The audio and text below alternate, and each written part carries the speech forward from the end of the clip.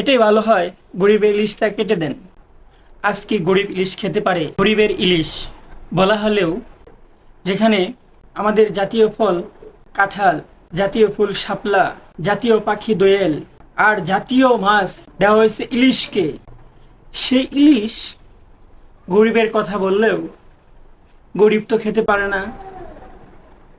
যেখানে 2000 টাকা 2400 টাকা ইলিশ, তাহলে গরিব কিভাবে খাবে ইলিশ? কিভাবে খাবে গরিব ইলিশ? সারাদিন অক্লান্ত পরিশ্রম করার পরে প্রায় 4 থেকে 500 টাকা, আর একটা ইলিশ কিনতে গেলে 2 থেকে 2400 টাকা, সেটা হলো মিনিমাম। তাহলে 4 থেকে 500 টাকা তার একদিনের পারিশ্রমিক। সেই সেই গরিব মানুষটা